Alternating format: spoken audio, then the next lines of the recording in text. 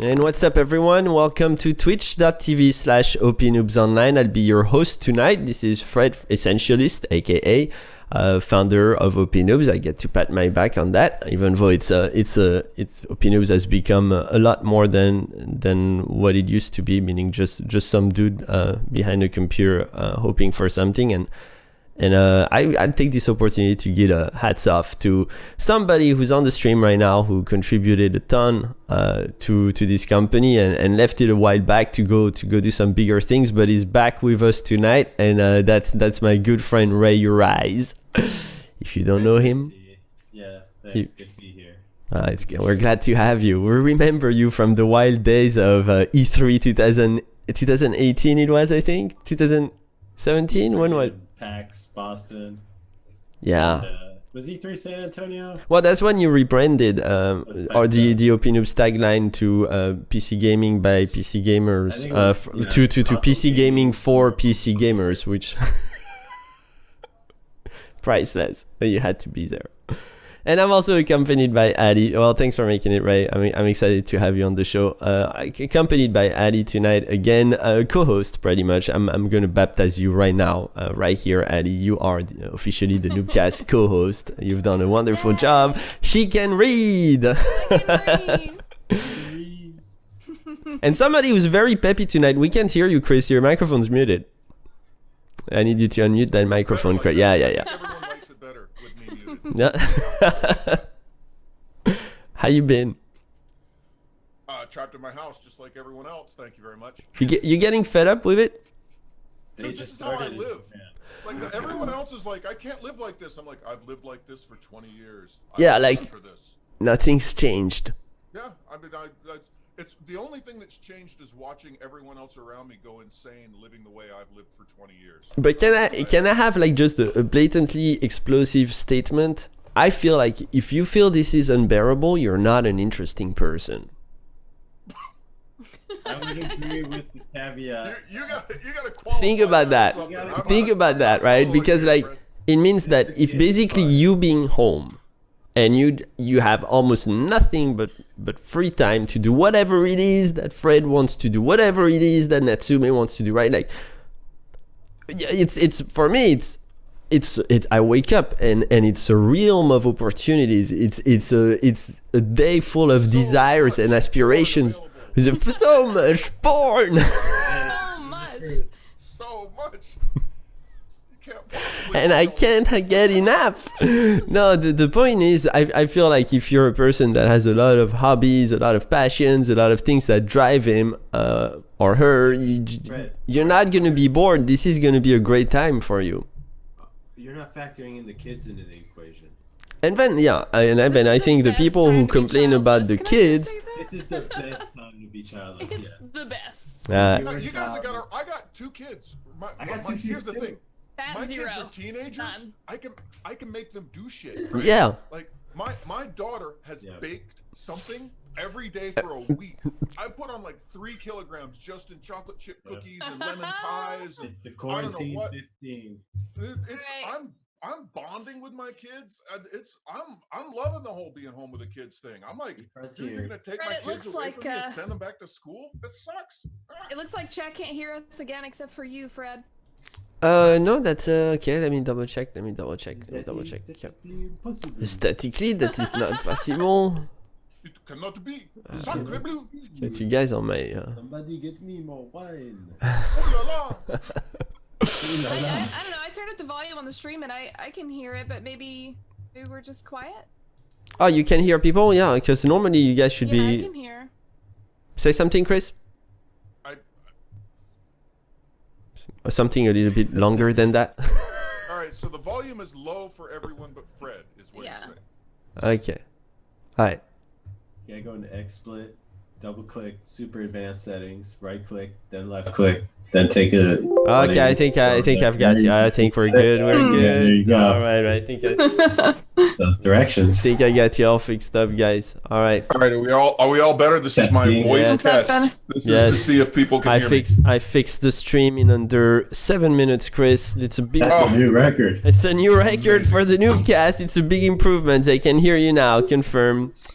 Yummy, yummy. I like that the bar we've set for ourselves for whether or not we're doing a good live stream is, can they actually hear us?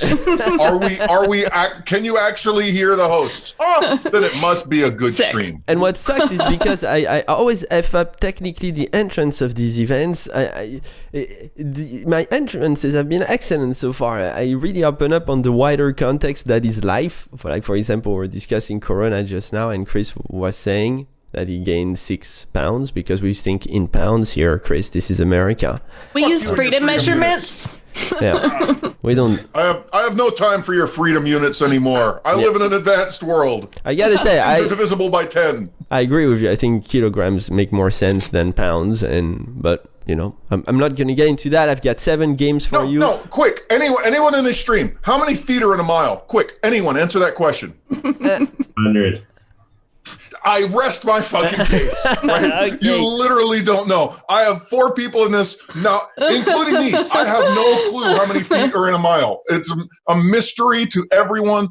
How do we have such a metric? I don't know how the world has accepted that as long as it has. And on that comment, I've got 7 games to show you tonight. It's a mini week. It's an interesting week. It's not one full of AAAs, and there's some questionable AAAs. We'll get to that a little bit later. But before we even get to the releases, Ali, the news, please. The news. So we're starting off this week in the news with a press release for Deep Silver announcing F1 2020 with a July 10 release date. The 11th team on the grid in the F1 2020 celebrate the 70th anniversary of F1 with new circuits, split screen, and Michael Schumacher. So Deep Silver and Codemasters today announced that F1 2020, the official video game of the 2020 FIA Formula One Championship, will release worldwide on July 10th, 2020, in a season where Lewis Hamilton can equal the world championship record of 7 wins. Codemasters celebrates the career of the current holder with a Michael Schumacher Deluxe Edition, which comes with exclusive content and 3 days of early access. So am I right that Europeans worship Michael Schumacher like some sort of demigod? Schumacher, yeah. We call him Schumacher. How the fuck did you just say that? Fine. The whole time I could hear you. Did you just pull the I'm going to pronounce it like a European and make you feel like a shitty American trick on me? Yeah. You really do that? I mean, I do really? That. I do that on an hourly basis, Chris. Do you not understand how the Germans speak? I do not know. Schumacher. Why you got to do this to me, Fred? Bah, c'est Schumacher. German, it's Stick in the back of your throat. Well, you're right, though. These types of games, I do feel it doesn't actually cater necessarily to a console audience. I think it caters to a European audience. This is a geographical thing. It's like FIFA. Yeah. All right. Yeah. Go right ahead, Ali. Yeah. Don't you say anything bad about FIFA.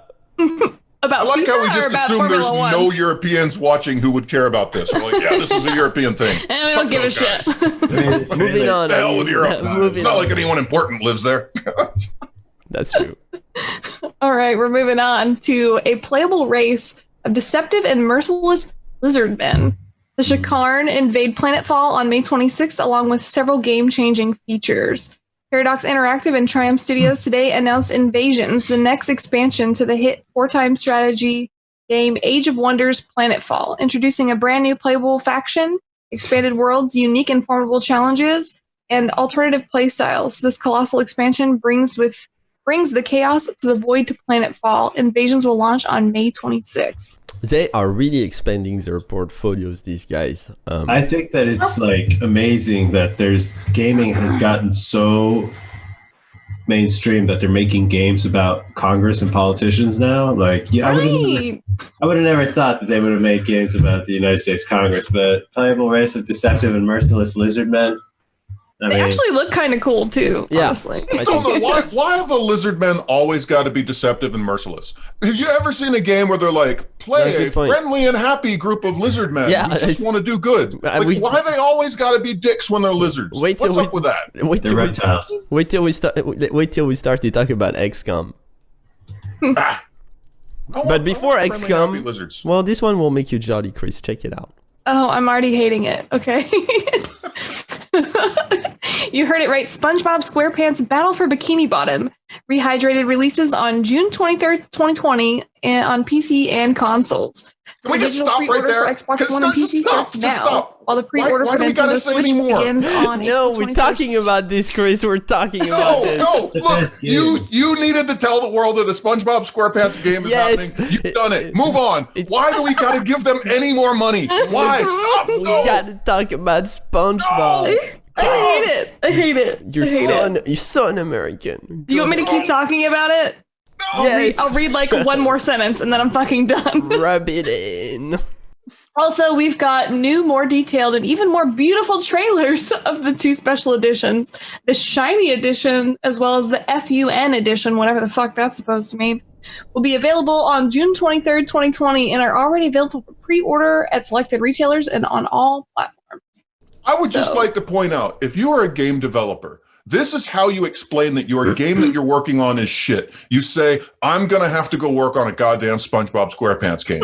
That's how you, when you want to say, like, I'm going to work on some shit that I don't want to work on, Hold that's on, how hold you on, say it in the Chris. game industry. I'm not making that up. That's real. I've had that I conversation. can't get into this because I promised to get you guys out of here in 75 minutes time. But I don't know where this hatred towards SpongeBob is coming from. How is SpongeBob not awesome? He wishes he were SpongeBob. God. It's pretty Just obvious. move on, Addy. We'll take this offline, Chris. Okay. We'll take this offline. I'm not done. Bluebird team has rebuilt its. I wanted to say Boober really bad. Team has rebuilt its award-winning cyberpunk thriller Observer with augmented visuals, gameplay, and story as Observer system redo for the Redux. How do you say that? Well, you're French. How do you say that word? Redux. Properly. Tell me the No, it's proper way to redo, say it. right? That's Is that how you redo. say it? Is that the No, proper it's way, Fred? Redux. Yeah, UX is. I'm sorry, I was French. talking to Alti in the chat. You have to make that face too. You have to go. Just yes, Alti. Ugh. Arrêtez, merde. Alti in the chat. Yes, F1 2019 is freaking awesome. I'm completely obsessed. I play every day right now, and I put like techno house French music in my headphones, and I just burst through at like 300 miles per hour with Schumacher, and I have a blast. Oh my god, I hate it. Carry on, Ellie. I'm sorry. I guess this. Ali, the word is redo.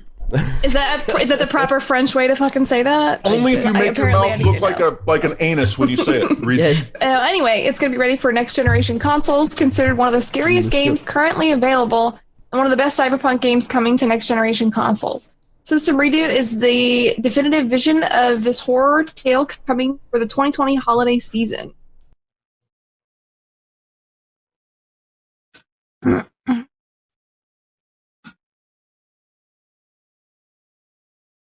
You'll have to let us know how it is. Moving on to the next one. All right, next one we're going to talk about this week is publisher and co-developer Dotemu, publisher of Wonder Boy, The Dragon's Trap, developer of Windjammers 1 and 2 with co-developers Lizard Cube, Wonder Boy and the Dragon's Trap, and Guard Crush Games, Streets of Fury, proudly announced that today that Streets of Rage 4, the long-awaited return of Sega's iconic beat-em-up series, will hit PC on April 30th for $24.99. Okay. That sentence was hard. Yeah, Did but you see her struggle with that sentence? That sentence was was a hard sentence. tough. It was a tough Dude. sentence. Yeah. did you guys Don't play write this? like that. Did you guys play this? 30 years ago? Yeah, I remember this. I remember Streets of Rage. It was good. Freaking loved it. It's I feel one. like I remember playing it on like the big arcade. I want to tell you, Streets of Rage is one of the first 15 to 20 gaming experience I've had in my life. Did you look at the screenshots? It actually looks pretty good. I like the style in this. It looks all right. It's a game that got lost. It's a franchise that got lost. I don't know why, and it's a small return on. Like it's not. This is not a major like production output, or it's a small return. It's a shame. This is a great game. It was a great. I had a ton of fun with it when I was a little kid. You know, I actually think there's a market here that's not being tapped fully of finding like mid-range studios that could really use some products and giving them like you say, old forgotten franchises that were cool franchises that people just haven't touched in a long time. And you'd be like, look, this isn't a AAA franchise. It's not Gears of War or anything, but it's a cool franchise and there's stuff to it. I Some remember nostalgia in there. Yeah, I pitched once. I tried to do a Golden Axe game because Golden Axe was cool. And who the hell's doing anything with Golden Axe lately, right? This is the same thing. Like, why don't we have more? Why don't we have small GoldenEye studios the doing- remake? Why don't we have GoldenEye the remake? I would play those. I would play that. I would play that. GoldenEye is a pretty big franchise, though. I mean, that made a ton of Yeah. money. It's huge, but that's why. Like even GoldenEye, they haven't remade. I mean, I was thinking actually today, like as I was putting the games on the stream, just prepping things up, I was thinking, God, when is this whole remake wave gonna end? Gonna die? Never. And then I don't know. Never. Never. And I also asked myself if I wanted it to. I don't know. Well, If I mean, you wanted just to. look at it from the point Yeah. of view of the dev, right? I have to make a game. I have to get you to come look at my game. Please look at my Steam page. Please, please, please. Well, if you've heard of it, you'll at least come look at the Steam page, right? I mean, that you can't pay for that, right? Yeah. It's a huge. It's a huge. It's a marketing bonus. Yeah. Yeah, and it's not like that. You know, I used to be more anti remake than I am now. There's just so many games. I was like, oh, it's a creative limitation, and we're not making new franchises or whatnot. There's so many games out there that you're not really creatively limited by using a franchise anymore. Like whatever it is you're dreaming of doing, there's probably a franchise out there that you could go do that with. So Very, yeah, very more power true. to them. Don't hate it. All right, moving on. We're going to I can flip my page. Here we go. This is a joke. Crytek. What's that? This one is a joke of a trailer. Go ahead. Oh, is it? I It's haven't not. seen it yet. It's not a trailer. It's a sneak peek. Crytek has announced a remaster of the classic first-person shooter Crysis will be available this summer for PC, Xbox One, PlayStation, and Nintendo Switch. Co-developed by Syringe with Saber Interactive, Crysis Remastered features the action-packed gameplay, sandbox world, and epic battles of the original blockbuster title, with remastered graphics and optimizations for the latest modern hardware. Remaster. Everything's remastered. Yeah, every day. It's the world we live in. Well, I mean, again, looking at it from the developer's point of view, right? You've got this really great game. It's really awesome. You got all these assets sitting around, and you had to, you know, render out all these assets in a much more low poly version because nobody had a computer that could run it before. And somebody says, hey, why don't we just, you know, instead of building everything from scratch for 3 years, Okay, but turn the ponder. volume knob up on everything and, you know, let them play the game we wanted. Fine. I get it. But ponder on that thought. There's just last night I was playing Resident Evil 3, right? And that thing just came out, and it came out after Resident Evil 2, the remake. Now we're most likely going to see Resident Evil 4, the remake, right? And just it doesn't end, and it's fine. It's honestly they've done a good job. It's like it's a good adaptation, modern adaptation of what these games were when they came out.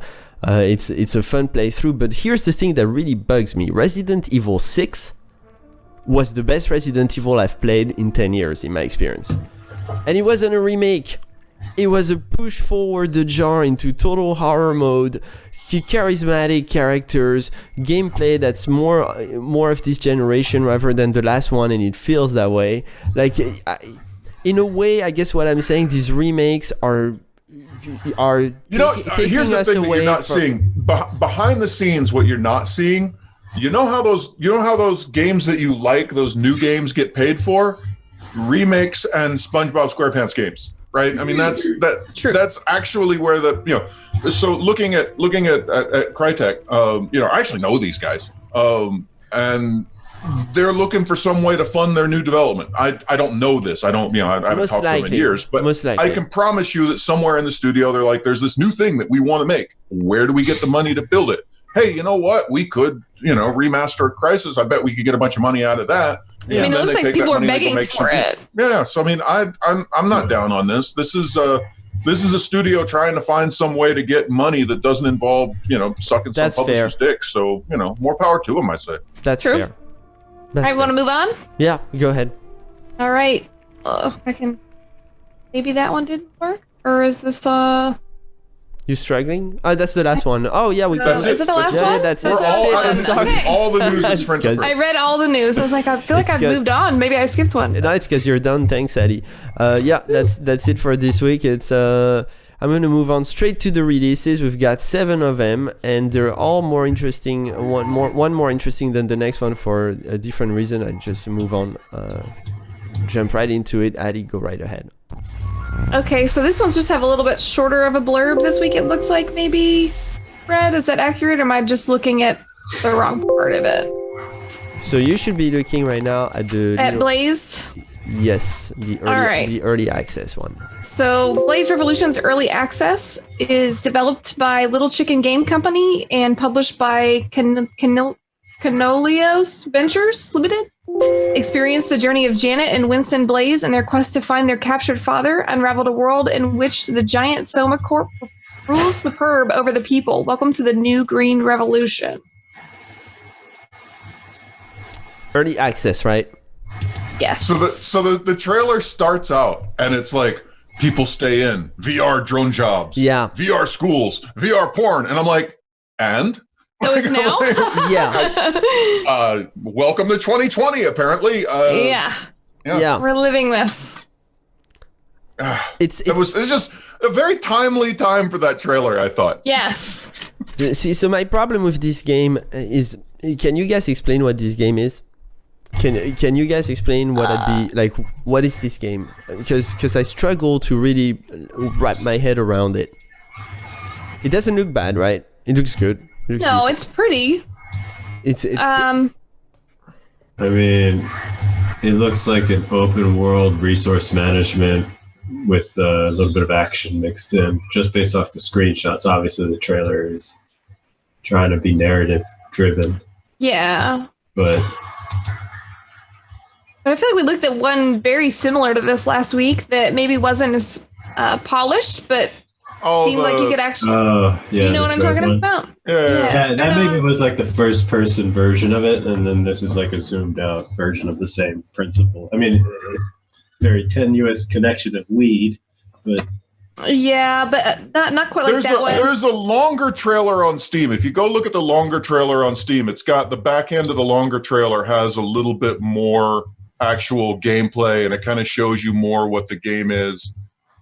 I still kind of struggle. It's okay. If you found that on Steam, congrats, because I've been looking on YouTube and everywhere actually for a little bit more footage, and I couldn't find it. But I still thought, I still thought I wanted to plug it in because there's definitely some values there to city builders maybe. I'm very confused about it looks like it might have a little bit of a storyline going with it, but I think the resource management part of it's the main. I don't know if you really build the city so much as build like a team inside the city. Again, I have to admit, I'm kind of struggling a little bit looking at the screenshots and the trailers to figure out which, all right, like if you have one trailer and I don't understand it from the one trailer, all right, it's kind of my fault. I didn't look very hard. But like I'm at the Steam page, going through the stuff in the Steam page, trying to figure out, do I want to download this game? And I am struggling a little bit to figure it out. And I think that's a real problem because this is marketing in video game development right now is your Steam page, right? Yeah. That's where everybody's going to go. That's how, your game exists on the Steam page. And if I go to the Steam page and can't really figure out from the Steam page what's going on, right? You need to go have a hard talk with your marketing department because I need to go to your Steam page and I need to be like, holy shit, I want to play that. I saw on your Steam page what I'm going to do and I want to do that thing. And I know this because we're actually going through this with my game right now, trying to figure out if we're ready for launch to make sure that the Steam page exactly tells my audience. Don't rush the trailer. Don't rush the trailer. Don't rush the trailer. But I mean, it's not just the thing about the Steam page is it's not just the trailer. The trailer should be the name of the show. Is Don't Rush the Trailer. But there's also like, when you look at the Steam page, there's also like the screenshots that come after the trailer. If we assume that the trailer got me interested, just like this trailer got you interested, Fred, right? You're like, no, this looks interesting. I wonder what this is. It looks legit. I should then go to your Steam page, and then from your Steam page, I should be like, aha, I totally get what this game is. I totally understand what I'm going to be doing once I download this game. I want to download this game because the things I see happening here are things I want to do. And that's not really happening from this Steam page, and that's sad for me because it looks like there's a lot of time and effort went into something here, but even digging around I can't really figure it out. And that's I hate to give my entire review of a game being, wow, your marketing department made a shit Steam page, but that's actually kind of what I have to say about it. And essentially all it would take is for the developers to sit down for even 20 minutes and just do a let's play, just a 20-minute let's play, post it on YouTube, and already you've got You could have the let's play, but also looking at the text, right? I scroll down. I'm like, all right, fine. You make me read, I'll read, right? So I go to, which already you've lost 90% of your audience. Yeah.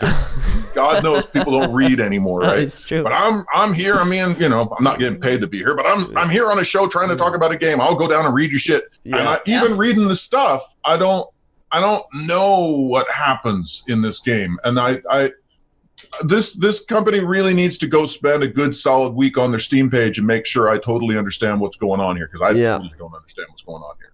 For sure. Yeah. They want me to buy that game. Well, we'll move on and we'll make up time. We'll make up time and move on to the next game, since we've lost time already. You were definitely right on the progression of things getting more interesting so far, because this one actually looks pretty good to me. Yes. This one that we're coming up on is The Flower Collectors, developed and published by Mipumi Games, GmbH. Barcelona, 1977, an ex-cop in a wheelchair witnesses a murder and teams up with a young, ambitious journalist to bring the truth to light with camera, binoculars, and transmitter in hand. Uncover the town's secrets from your balcony in this soul-searching detective mystery. Can we all officially say that you're only allowed to have one apostrophe in the name of your game company? Yeah, I think so, but maybe it helps people pronounce it. I think we say, look, not in Spain. You get one apostrophe tops, preferably none, one tops. You don't get two apostrophes in the name of your game company. That's just going to put that out on the table right there. Just saying. They're based out of Austria, but it looks like it's a Hawaiian word. Yeah, it does look like a Hawaiian word. That doesn't forgive you. There are a million other words that aren't Hawaiian words, or that are Hawaiian words that only have one apostrophe. Well, I mean, I agree with you. Yeah. You should just have no apostrophes and call it Mipumi, just like that, right? There's no problem there, but See? you only live once, so give the man an extra apology. Anyway, the game. I've gotten to sidetrack. The game. Yeah, the game. These guys at least have quite a bit of footage, so I'm watching the stream as there's more stuff to look at, yeah. And as I'm listening to Addy, and they kind of draw you in pretty well. The visuals look pretty tasty to me. It's got its own style. It's original. I like the color scheme. I love that orange against that dark blue. So there's definitely a lot of artists on that team. And the Spanish flair, you feel it in the visuals in a way that's unique as well. Like I don't know, I probably a game I could dig into and have a good time. It definitely. I'm confused though. Like, you? I went and looked at the Steam page, right? And I thought I got this game, right? I watched the trailer. I'm like, oh, it's kind of a detective noir kind of thing. But then you go look at the screenshots, and the first screenshot, I'm talking to a furry. Yeah, it's very. That's the one thing I hated. Yeah. Too. And I did not get from the trailer that this was a game full of furries. I didn't get that, right? Value. Sorry. I mean, I'm not saying you can't have it. I don't know that from the trailer I took away that this is a game about. Did you get from the trailer that this is a game full of I think the fact anthropomorphic animals? The fact that you're right, I actually just noticed myself, but the fact that it doesn't pop up in your face is a compliment to the universe, or to what they've created in terms of the whole universe around them, right? Like, well, what's funny is I went back and watched the trailer after that, and like in the very beginning of the trailer, they show a wall full of like wanted posters, and they're all animals. And I watched this trailer. I swear to God, I watched this trailer 3 times. I didn't notice it then, but then later, now I'm watching the trailer again, and they actually do have like pictures on the wall. And if you look close, you're like, wait a minute, that's a dog. And like, I kind of dig what they've done. I kind of think it's interesting that they didn't, when you watch the trailer again and you go back, you're like, wait a minute, these are all animals. But I didn't really notice that the first time I watched the trailer because I was so into the mood and everything. I actually think it's kind of cool. It feels like a modern. It feels to be like the modern version of those point and clicks we used to play when we were kids again. Yeah, it looks cool. There's a lot of poetry. Not to be too French here. Yeah. But, I don't know. I'm kind of in love with the whole environment they created. I think it's wonderful. It's I find it fascinating that I managed to watch this trailer 3 times and not notice that there were animals in it. Then when I didn't know that there were animals in it, I went back and I was like, this trailer is full of animals. And it's just really interesting to me that it I thought that was really fascinating. It looks like a cool game, actually. It looks right? Fun. It looks kind of noirish. It's like furry noir. Ray, I'm gonna take your silence on this as you're not interested. I just no furries. Do the Yeah. same thing, but without furries. Actually, the artwork of this game reminds me of a more polished version. I was looking it up, and I found it. It was a game called Sunset that was a huge debacle. It was funded, but then the mechanics sucked. But it was very artistic, very similar artwork, but again, I guess more polished. But yeah, no, you lose me on the furry aspect. That's it. I kind of agree. It to me, it's just like Zootopia, but a video game, a little bit.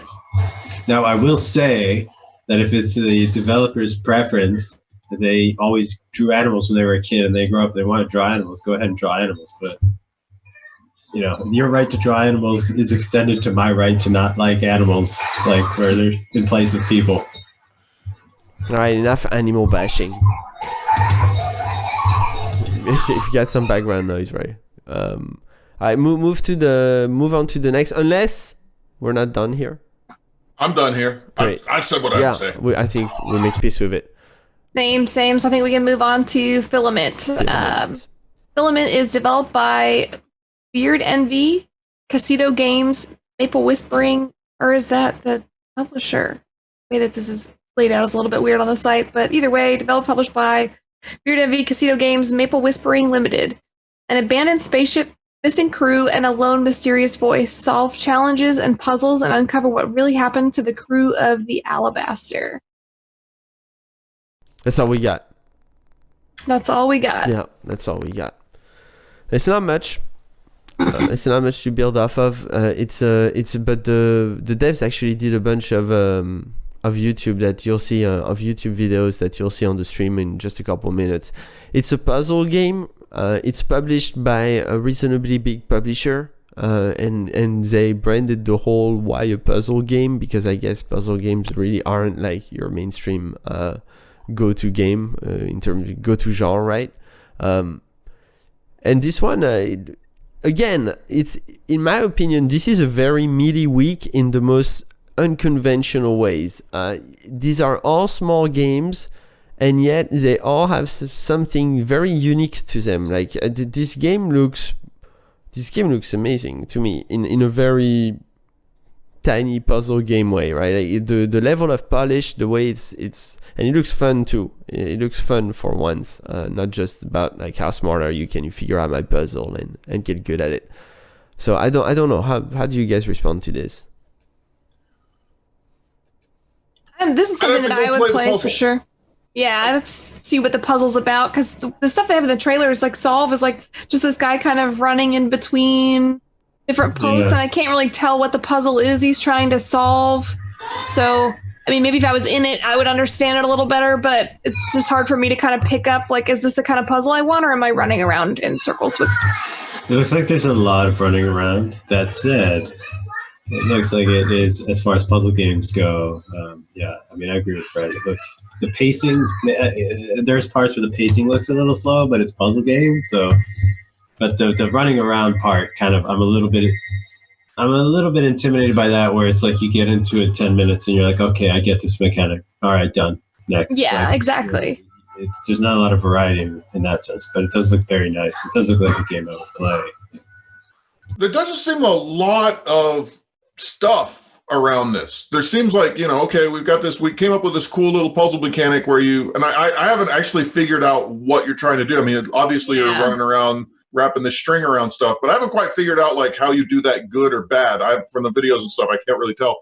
But like, holy crap, they put a lot of stuff around it. Yeah, that's the thing, right? The whole world around it is pretty cool. Wow, there's so much stuff around your puzzle game. That's exactly what drew me to the game. It's actually not the puzzle. It's funny because when you get to gameplay, it's fun, it's nice, it looks alright, but I wouldn't do this more than 5 minutes. What blew me away is all the stuff around the game that looks just a million times better than the game. Yeah, but I think you hit onto something, Fred, because it's like, that's what I meant by, it's like, I wouldn't do this more than 5 minutes. So it's gonna thread a very, fine line, not to make a pun of it, but it's gonna thread a very fine line between not making you do that too much to get to the other stuff that's around it. Because it's like, I don't know. That's how a lot of games, and just to players like me, that's you figure out the mechanic in the first 15 minutes, and you're like, oh, that's really cool and fun, but there's nothing else left. and you're just not. I just wonder if I'm going to feel like one of two things, right? One, I'm going to be like, wow, this story is really interesting, and these characters are really interesting, and this world is really interesting. You're going to make me screw around with the string again? Well, that's what I'm saying. That's what comes to mind. It's either that, or it's the opposite, which is like, I really love this string game, and can you stop dragging me through all this story and just let me drag my string around? Like, I really wonder if you're going to be. There's new mechanics or whatever, but what comes to mind is the pipe mini game in BioShock. Just like nobody. It was just a hacky, terrible thing to be in there, but it was BioShock is an epic game. But then again, I haven't played the game. It is possible that they just made a really, really nice trailer. And like at the beginning of the game, they give you some story, and maybe there's a couple little story pellets, but the vast majority of the game is you running around doing these puzzles, and the puzzles are fun. That's also possible. I just haven't played it, so I don't know. I would certainly be interested in this. I mean, at some point, you look at something like this, and you're like, anyone who put this much time into something, I don't know, maybe I should go check that out. Like. To some extent, I would agree with you. But I'd also say this is this game feels absurd to me in the way it feels upside down. It feels like the mechanics that they should have emphasized are the ones that are around the core matrix, and so it's very strange. Like it's unless there's RPG elements where No, there's no RPG elements. There's no numbers. There's nothing on the screen. Were you gonna run faster, Fred? So I think these are talented devs. It doesn't want it, Fred. You don't want RPG. I don't want to have a better character in this. I just want to sort out your puzzles, man. I want to have a better. I think you can slap an RPG element on everything. I just hope that the puzzle elements of the game are better than what they look like in this trailer. Now, there's one thing that maybe we haven't considered, which is that if the whole game is like 3 hours, then you can't fail. It's just like a great little snack game that's over in 3 hours. We'll move on. Before we move on, though, I want to invite people in the chat to go and enter the raffle. We're giving a ton of games away tonight, but you have to sign up. It's opnoobs.com/raffle. I'll put it in the chat in just a few seconds. And we'll roll the wheel at the end of the chat. Thanks, people, for tuning in. opnoobs.com/raffle. Go sign up. It's very easy. It's a 2-click process, and then you'll be entered into the Wheel of Fortune, which will play at the end of the show in just about 15-20 minutes from now, if we keep everything on time. Moving on to the next one, Ali.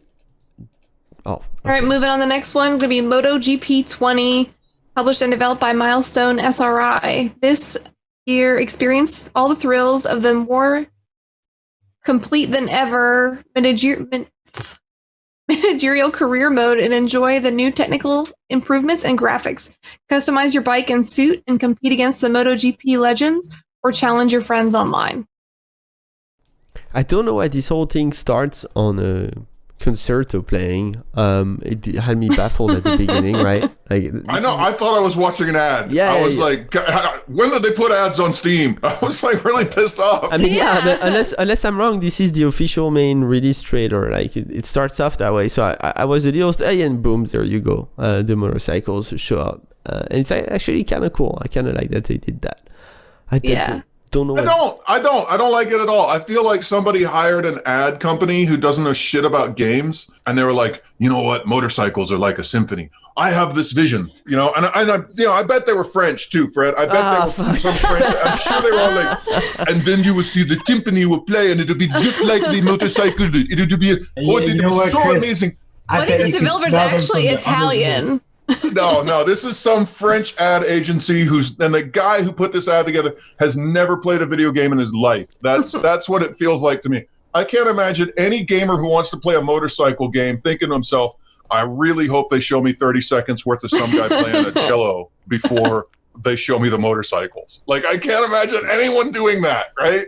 But some guy who doesn't play video games, he's like, oh, this is an artistic vision, and finally, I will get to see the true meaning of the motorcycle. It is a cello. I don't know. Stop it, French people. I'm assuming the French part.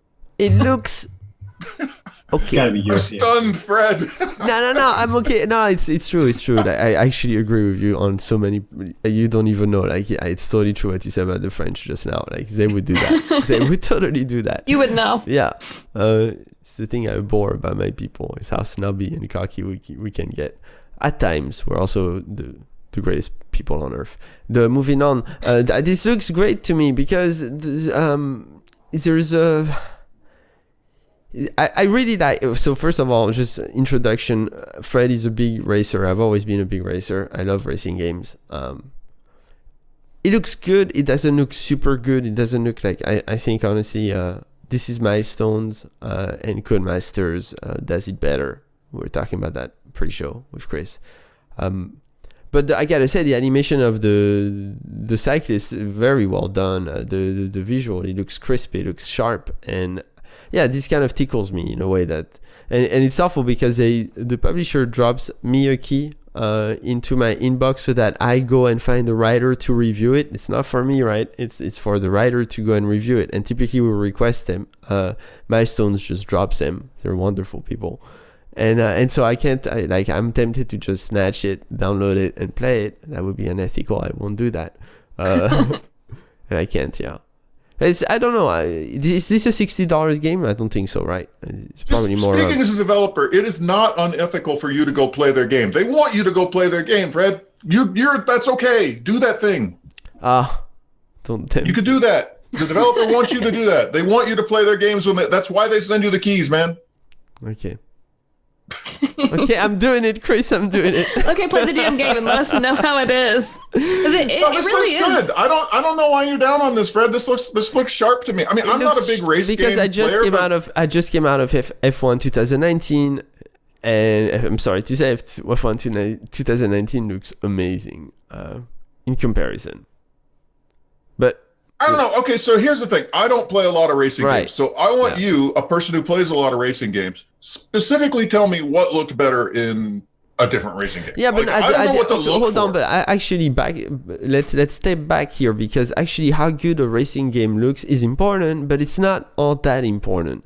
And I do feel like these like when I look at a racing game, when I look at a trailer, I'm really looking at how the car or the motorcycle is going to take its turns, right? Does it look fun to take the turn? Because that's what racing is all about. It's about approaching the turn at the right speed, at the right angle, and making it. It's almost like pool on crack. It's like almost like playing pool on crack. So right? for you, NASCAR is not even a sport, right? Because it's like the same turn over and over again, right? Yeah, for me, NASCAR doesn't make sense, right? It's I'm gonna go fast. I'm gonna go left. yeah, exactly. It just doesn't make sense. But Formula One racing, motorcycling, like, and it's true. It's totally a European thing. I don't think in the US there's that much of a fan base for these types of games. And that's why the studios are in Europe actually. But yeah, I think as a racing fan, I'm looking at would I have fun taking turns in a game like this? And the answer is yes, definitely. So I'm eager to check it out. It looks good to me. Yeah, the only question that remains on this game is, is there a reason to make one every year, right? Like, is there a reason to make one every year? I guess, Chris, you're going to tell me, Fred, if they're making money, they're going to do it, right? Yep. Yeah. That's exactly what I New would say. suits, new money from sponsors. Like they have to be making some money from all these sponsors, right? So they got a new guy that's they cut a lot of corners to do that, right? From a development standpoint, because if they released it like, I don't know, Bethesda approach, like we'll release a Fallout every 5 years or 7 years, whatever. When it comes out, I disagree. I think there's a limit to how many people are going to buy a motorcycle racing game, right?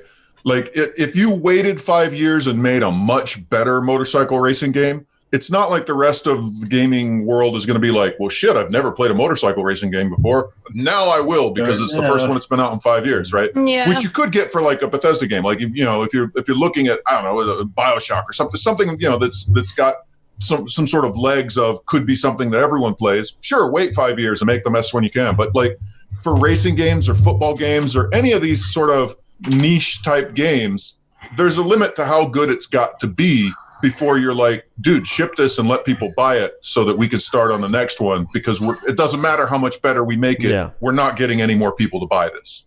And I think for these kind of games, there's just a hard ceiling. Look, if I don't want to drive a motorcycle, I don't care how good your motorcycle game is. I'm not going to play a game where you drive a motorcycle. Well, that's right? just because you haven't found the world's best motorcycle. No, that makes total economic sense. I want to tell you, because you're basically saying like they can't bank on enough sales every 5 years, no matter how good the game is, to survive. I would say this is true for soccer games and football games and all of these ones where the game is based on some sort of niche audience. Soccer games are like, don't underestimate the audience for soccer games. It's only in the US that we don't play them. Like, No, I'm not saying that soccer games are bad or that people don't play soccer games. I'm saying that there is a group of people who play soccer games, right? And you don't play soccer games, you're not going to play soccer games. There's a point of diminishing returns at which anyone who is going to play a soccer game is buying your soccer game because it's FIFA and there's only one FIFA. Right. So, not really, and that's where you show your true American colors. I think Red, white, and blue. No, I think it's what I'm pretty sure there's only one FIFA. I'm pretty certain of that. I'm pretty certain the final of the FIFA World Cup is watched by over 1 billion people. That's 1 out of 9, 10, 1 out of 10. It's ridiculous, right? And do you know how many games FIFA sells? The FIFA soccer games. Sure, I'm sure that's like a bajillion, right? It's massive. It's like I think it's probably even more than Assassin's Creed. Like, but my point is, if you made a better, if you made your FIFA game 50% better, I'm still not going to play it because I don't play soccer games. Right? There's no better you can make a soccer game but that's going to convince me to play a soccer game. And that at some point with these games, you hit a point of diminishing returns where they say, look, it doesn't matter how much better we make this game. We're not going to convince people who don't play these games to play this game. Let me put it this way. You know, like when you see your kids grow up, Chris, you don't notice how fast they're growing up, and then you look at pictures of them in the past, and you're like, shit, he was 3, shit, it was 4, 5, 6, right? And it's just amazing how well he grew without you noticing. Well, it's the same thing with FIFA games. I have been playing FIFA games since I'm 8 years old. I'm 37 years old right now, and I cannot remember the game evolving. To me, FIFA has looked the same since I first started playing it, and it's because there's been so many versions of it through the years that it's almost been like a gradual animation of the development process where you don't even notice the changes. Right. But that's exactly the point. You're going to consistently play these games. In your mind, it's not really like there was. I mean, if I asked you, like, what was FIFA 2014 like? What was different from that from 15? You can't remember. You don't know. Yeah. Right. But what you know is, at any given point in time when you wanted to play a FIFA game, there was one, and it was relatively modern, and it was relatively good, and it was what you expected. And every year, FIFA just put out another one of these things, so that there's, and it, I could say the exact same thing for basketball games or real football games. All of these. Just, I know that somebody out there at some point is going to want to play a basketball game. I have the basketball license. I need to make sure that there's a consistently updated, good quality basketball game out there for anyone who wants to play baskall to play right now. And I put one out every year so that when you play it, it doesn't look old. That's what these are. And contrary to your damn iPhone, when you keep your FIFA 2016 copy instead of buying the 2021, it's still a good game. I wouldn't know. I don't give a shit about soccer, but sure. Yeah, I believe you. I'm telling you, they don't outdate their product. Anyways. I'd just like to point out, over in chat, they're going mad about me not knowing more about soccer than I do. I don't even know what PES is. I don't even know what PES. What is PES, Fred? I don't know. PBS? Is that Premium European PES, Soccer? PE Pro Evolution Soccer. Come on. All right. Come on. Move on to free data. Here's a game that's probably right down your American alley. Look at it. Is that a pun? It's been done in 2 years' time. Go ahead, Ellie. Go ahead. All right, I'm actually going to read this one off the Steam page because we only have a small blurb on ours. All right, XCOM Chimera Squad is developed by Firaxis Games and published by 2K. XCOM Chimera Squad delivers an all-new story and turn-based tactical combat experience in the XCOM universe. After years of Alien... Wait, hold on. Why are we on XCOM? Because we're on different games. Did I skip somebody? Maybe I messed up. No, You messed up. Right? Yeah. No, Alright. we're on XCOM. That's next. All right, keep going on XCOM. Sorry. Okay, well now you screwed me up. Okay. I'm rolling back to Steam. Anyway, after years of alien rule, humanity won the war for Earth, but when the overlords fled the planet, they left their former soldiers behind. Now, 5 years after the events of XCOM 2, humans and aliens are working together to forge a civilization of cooperation and coexistence, rather. This All right. This is one of those things where, like, on the good side, I'm not sure why we're talking about this. Oh, come on, Chris. Oh, come on. No, don't get me wrong. Like, yeah, it's XCOM. It's made by XCOM. Firaxis. You said I'm done, right? There's people who are going to go buy this now, and nothing I do or say is going to change the fact that people are going to go buy an XCOM made by Firaxis. Especially considering I just went to Steam; it's on sale for 50%. Yeah, So, yeah, like, it's $10 right now. Mute Right, your so, like- microphone, right? Because we're getting feedback. Ah, wait, perfect. for me? No, it was Ray. No, Ray. Perfect. But no, like $10, you can go buy the Firaxis built new XCOM. What can I do or say here that's going to stop people from going and doing that? I don't know. Go do. Why would you not do that? Right? Yeah, but I'm baffled because I don't know if it's me who's been completely disconnected. What happened? How come I did not know about this? It just kind of popped in my face. Have I missed that? Have I missed the news or something? I didn't know that was. I had no idea this was happening either. And when I watched the trailers this morning, I was like, "Holy shit!" There's a new and I had two responses. One was like, "Holy shit!" There's an XCOM and I didn't know about it. And then two was like, "Oh, this is actually Firaxis. They didn't punt this out to some lesser studio." I was like, "Okay." And then I was thinking like 3, why so soon? And then I was thinking 4, this doesn't look like the other ones. It looks good. What do you mean? It's visually a little different, but it looks good. Completely different, a lot more not cartoonish. I guess kind of cartoonish. A little cartoonish. They're all going to that like pinky purple like color tones. It seems like that's more of that like. It looks. Come on, XCOM's always been kind of dark and dingy, though. Maybe this is a good thing. Yeah, but it doesn't look as good as XCOM 2. Really? Yeah, it doesn't.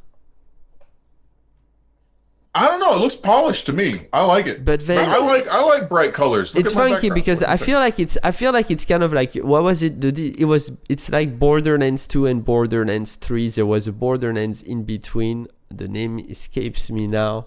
Someone in the chat help me. It's Borderlands. Why can't I think of the name of it? Right. It's one of my favorite games. It's the prequel, I The think. prequel, yeah, the pre-sequel. There you go. That's the it. pre-sequel, something like that. I feel like this is one of these where it's like not XCOM 3, right? It's XCOM in passing. We felt like popping something out a little funky on the side. Maybe. But still, it's got more of a toonish style, almost Overwatchy like graphics. Yeah, actually, it does look kind of Overwatchy now that you mention it. Right? I hadn't a made little that more connection. detailed than that. I don't know. Yeah, and yeah. But no, in terms of the visual feel, the color choices, it does feel. Yeah, I feel like kind a lot of somebody's games been have playing a this lot of color Overwatch. palette. Like this Yeah. color palette is everywhere. Like every Cyberpunk game is this same color palette. And then you have, not to mention, you have this entire new graphic style, right? That Firaxis has never had before. Correct me if I'm wrong. Which is the comic book. It's American comic book style. It's US style. It's not so much Japanese, Asian. It's more on the You're Western. talking about the trailer itself or the actual game? No, the all the stuff around the actual gameplay, right? Like all the stuff to kind of storytell and bring you into the new. That's actually, I kind of dig it. I kind of love like it. it. I love I that. do like it. that. I like love it that. in two ways. I like one thing is I like that Firaxis is doing some new shit. Like I always worry a little bit about Firaxis that it's very easy to be Firaxis and be like, we can just make civilizations until the cows come home and people buy it, right? It would be easy to phone it in if you were Firaxis. And they don't. They consistently don't. I want to give them credit that they don't phone it in, but they could if they wanted to, right? They've played cautiously, like they don't, it's not like they're on fire and they're releasing tons of games, but when they they're also a little bit on the boring end. I like the fact that they're taking an adventure here, kind of. Exactly. They're a very conservative company. They've always been a conservative company, and for good reason, right? If they came out with a new civilization that completely redid everything from the ground up, people would lose their minds, right? People would be like, "What did you do to my game?" Right? So, and XCOM's the same thing. If they rebuilt everything from scratch, they've got legions of people that have been playing XCOM since I don't even know when. I played XCOM when I was young, and I'm not young. So, like, I mean, XCOM's not a new thing. They have a legacy to keep up.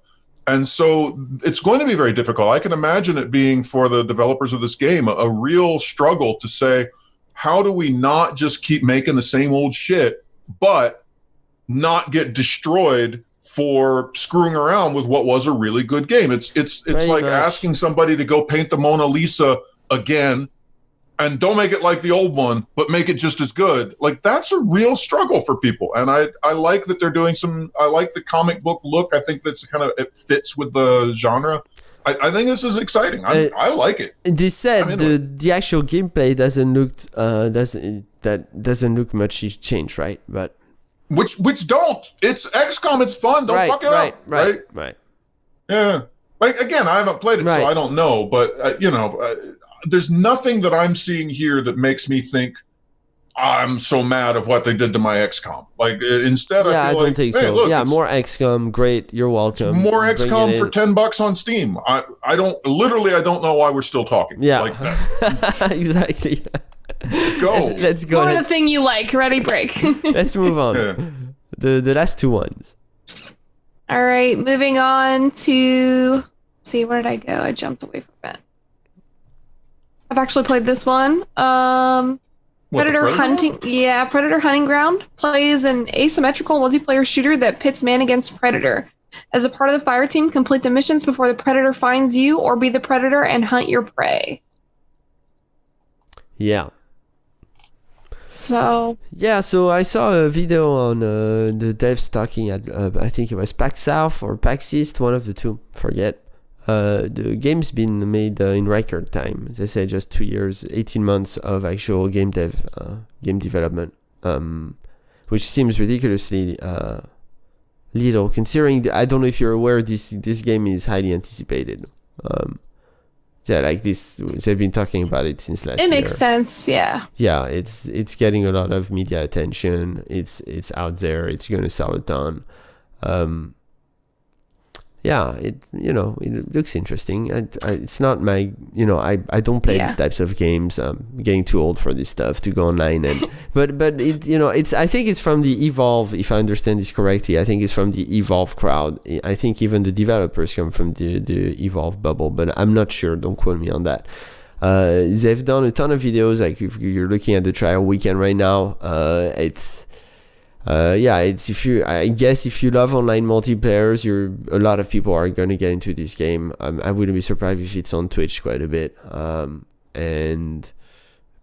That's all. Honestly, all I have to say about it personally. I actually streamed this one in the beta, and someone in chat also said it's fun if you have 5 people, which I can say we had a good time. Myself and a group of people, we all knew each other that played it together, and super fun. It's got all the cheesy shit you want to see from a Predator game.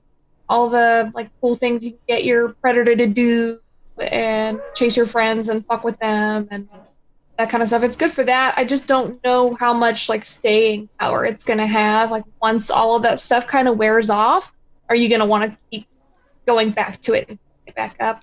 Probably not. But I think these games have a short lifeline. I think you're absolutely right. Chris? I don't know. I don't want to be a snob, but is it just me, or does it not look very good? Right? I don't think that this trailer's a great representation of it, honestly.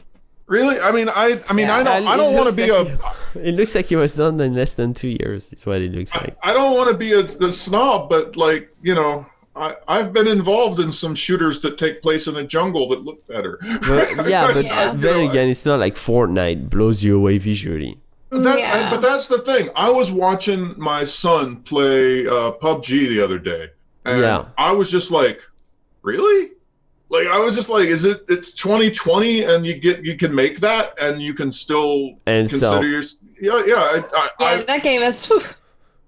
And sell, he sold a ton. Yeah, that's the thing. So I mean, I don't know that my every single shader's got to be perfect.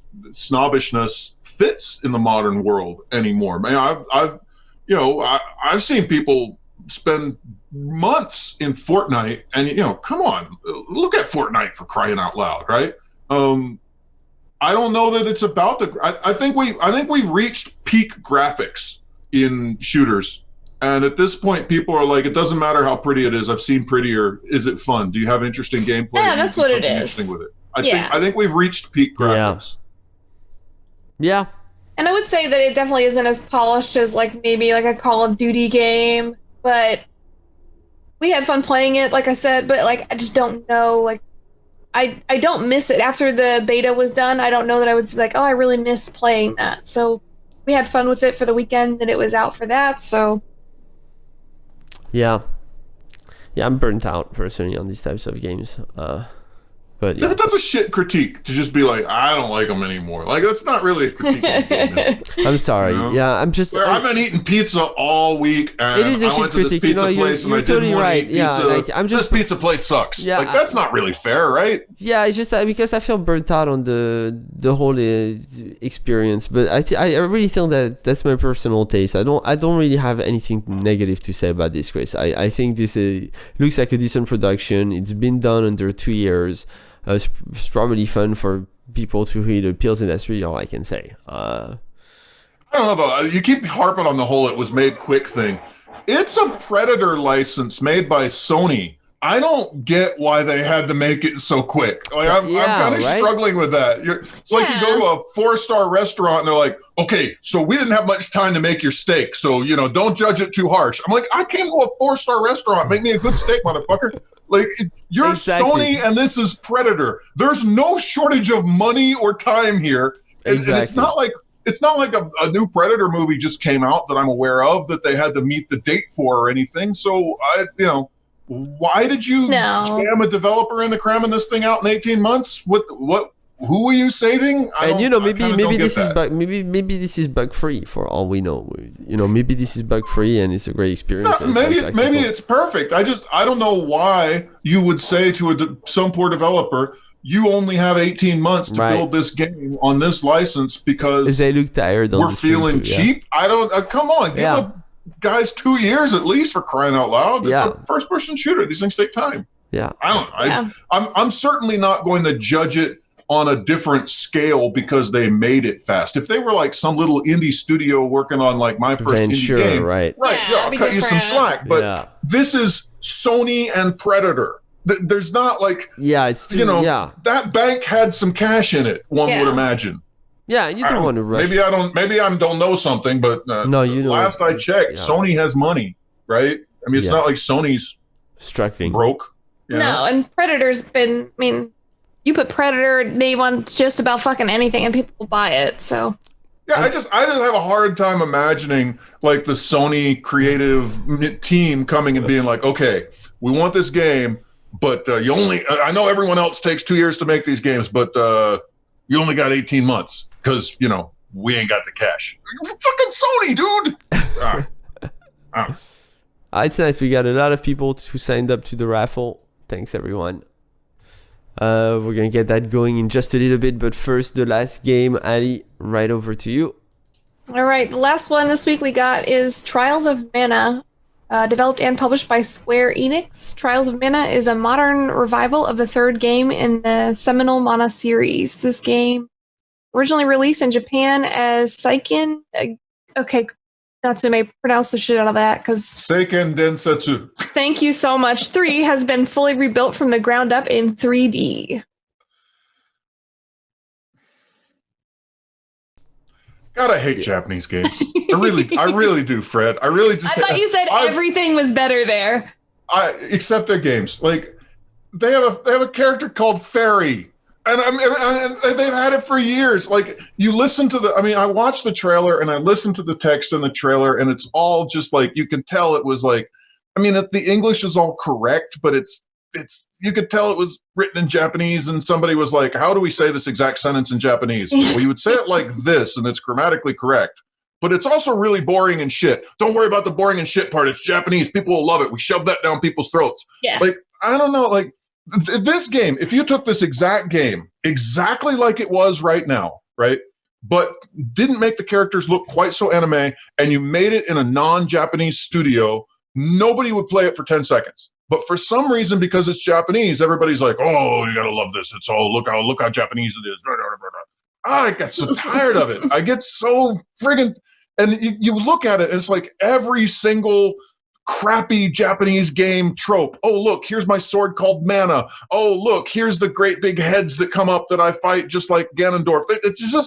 It's the same shit over and over and over again. And people are like, oh my God, the Japanese people are so creative with their games. And I'm like, I could show you 500 games that were made in the last 2 years that look exactly just like this. Why? Why does the world, and you know, again, it's not like Squeenix doesn't have money, right?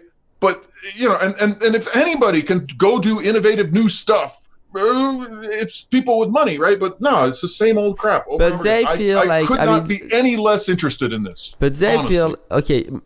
But they feel like it's, you know, it's almost like it doesn't even matter. It just needs to be there. It's part of the brand now. It's Square Enix. To have these titles are, I would argue, they think of as just an absolute necessity, that they just be there to continue to brand the company for its origins, right? For its roots, for where it comes from, and to pass that on to generations after generations, that even if the new generations don't play this game, those games are still in their face to say that's Square Enix. The colors, the characters. Over in chat, you see what I'm saying? Somebody's actually saying, somebody's saying it's a remaster, and you know there's a market and blah blah blah. I get it. And sure, sell all the copies you want. And from an economic point of view, sure, it probably makes sense. But just from me as a personal, I'm watching this trailer and I'm like, it's every oh, look, here's the bit where we go chop the mushrooms because you have to have mushrooms. Oh, look, here's the bit where I chop pots with my sword and gems come out of the pot. I'm like, I've seen all of this 1,000 times, and it was old in the original game. Like, I'm not saying like, oh, it's a remaster, I've seen this before. Like, it's a remaster. This shit was boring the first time. It's like Japanese games are some kind of weird ass kabuki theater where there's like only 8 elements and you just get to pick those 8 elements and move them around a little bit, right? Oh, this is the bit where you pick up the sword that's way too big for your body and you hold it up in the light and you're just like, God damn it. True. I'm just tired of it. So am I. There's a million things you could do. I'm doing 180. I'm like, so am I. Again. I'm tired of it. I'm just so tired. It's the fact that they are one carbon copy of the other one after the next, and I can get depressed over that too. But you know, a lot of people are. Yeah, and I'm trashing Japan because I like to trash Japan, but like. It's the same with the Western fantasy games. At some point you're like, look, it's another orc, and oh, look, there's a dwarf with a Scottish accent. And what pisses me off about fantasy, whether we're talking about Japanese fantasy or we're talking about Western fantasy, whatever fantasy you want to talk about, at some point we've created rules for our fantasy universe, and we've said, dwarves talk with Scottish accents. Why? Because that's what World of Warcraft did at some point, and now all dwarves have Scottish accents till the end of time, right? And we've just sort of there's a goblin and there's an elf and there's a dwarf and there's always a goblin and a dwarf and an elf, right? And you could make literally an endless number of things. You could put horns on somebody. You could put antlers on somebody. Whatever you want to do, you could do it in fantasy. And in Japanese fantasy particularly, it's just the same stuff over and over and over again. And you're like, I've seen Evolve. This before so many times. And you think, why? And I trash Japanese fantasy because we're looking at Japanese fantasy right now. European fantasy games have the same problem where it's just the same old tropes. It's the same old stuff. I get it. What are you thinking of? You got to back that up with an example, at least. What? The Europeans. Not Europeans as in European game developers. I mean Western fantasy, right? there's kind of two worlds of fantasy. There's Japanese fantasy and there's Western fantasy. So just traditional RPGs like The Witcher, you mean? Yeah, it's well, but then again, The Witcher does new, interesting, original stuff. That's why The Witcher is good. That's why it's interesting, right? Yeah, I just tried to think, what's a traditional Western RPG? What does it look like? It looks like World of Warcraft, dude. Right? World of Warcraft came and just sort of put its foot down and solidified European fantasy and said, this is what fantasy is from now on. It looks like this. This is what fantasy looks like. And since World of Warcraft, how many things have you seen that basically look like World of Warcraft? Right? Trolls, orcs, all that good shit. Yeah, I guess. I mean, World of Warcraft didn't invent any of that shit. They picked it up from a fantasy sort of genre that had already solidified. I mean, I would say the solidification of Western fantasy starts with Tolkien, right? That's when we sort of said, okay, there's elves and there's hobbits and there's, we kind of figured out what fantasy looks like with Tolkien, right? Before Tolkien, and I love Tolkien. I don't want to put Tolkien down. When Tolkien made all of that stuff, that wasn't all set in stone yet. It was set in stone after that, right? Before and Tolkien is actually he's a modern writer. He's what? Yeah. He's I think he's early 20th century. He died in 70. I think 73 is when he died. Yeah, he did he's most a of his modern writing writer. during World War II. Exactly. But, this is not old stuff. Like, I mean, but before him, there was a whole world of fairy tale and fable and folklore that he was drawing his stuff from. I bet. And you could have taken any of this stuff and arranged it in any way you wanted to. He arranged it in a particular way. And since then, we've kind of said, yeah, that's what fantasy is. And I feel that Japan has done the same thing with its sort of fantasy worlds. And it's not always that way, right? There are Japanese things that are made that are extremely original. It's one of the reasons why all the Miyazaki stuff is so interesting. Because you can take any Miyazaki movie and it's completely different from a different Miyazaki movie.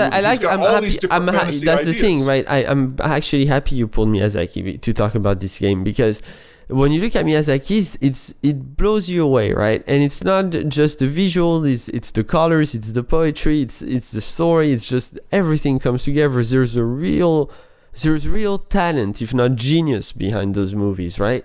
I would say the real genius is every single movie that he puts out has a different, interesting, new world that he's created. Yeah, a fully fleshed out world. And right? so the question is, Chris, why can't Square Enix do this type of stuff, right? There's nothing wrong. There's nothing wrong with money and talented developers, but nope, it's time to put the same Ganondorf boss level together. Oh, it's time to have the same guy with the spiky hair and the big sword. It's just the same shit over and over again.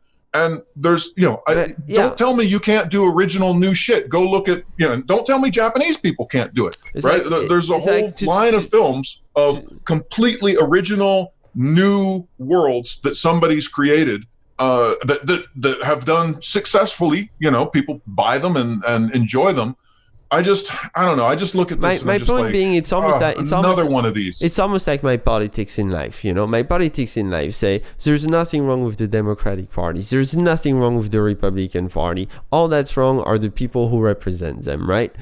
In other words, like, you can have an intelligent Republican, you can have an intelligent Democrat, and that person can appeal to anyone in America. It all comes down to the person in front of those ideas. It's the same thing on this game. The genre actually doesn't matter here. Why can't they support artists that are going to bring this genre to it doesn't even need to be a unique perspective or an original new way of looking at it. It can just be more personal, right? It can just feel more personal. And my problem with this stuff is that it feels templated.